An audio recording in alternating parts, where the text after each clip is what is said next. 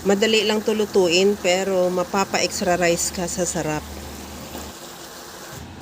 Mayroon ako dito 1 kilong pork belly na hiniwa ko lang ng pa-serving cut. I-marinate ko siya sa tuyo, calamansi juice, garlic powder, paminta.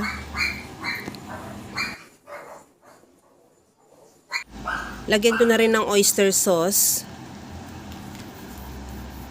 I-marinate lang natin yan ng mga at least 1 hour or overnight, mas maganda.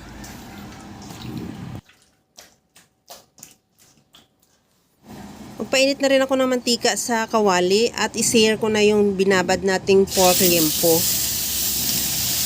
Antayin lang natin na mag-brown o maluto yung kabilang side at saka baliktarin. Ganun din yung kabilang side pag okay na. Kagaya nito, okay na yan. Ihalo na lang natin ng bahagya at lagyan ko ng, hindi ko na siya tanggalin sa kawali. Lagyan ko na lang ng butas sa gitna at igisa ko na yung bawang at yung sibuyas. Bali, isang bulb na o isang head ng bawang na hiniwa ko lang at saka isang piraso rin sibuyas. Ihalo lang din hanggang sa maglabas na ng aroma yung bawang at sibuyas. Ilagay ko na rin yung pinagbabara natin ng karni at ihalo lang hanggang sa medyo mag-reduce yung sauce. At pagka ganito na, ilagay ko na rin yung tubig. Nakadepende yung dami ng tubig sa dami ng karni.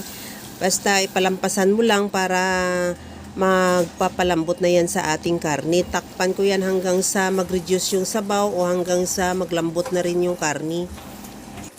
Ganito nang malambot na siya, maglagay na ako ng asukal. Optional, pero recommended ko talaga na may asukal dahil masarap talaga yung sauce niya pagka naglalaban yung asim at saka tamis.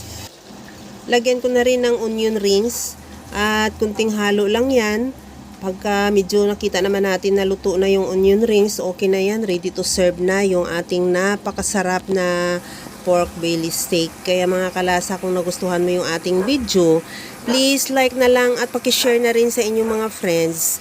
At kung bago ka pa lang sa aking channel, subscribe na at i-click mo na rin ang bell button para sa mga notification.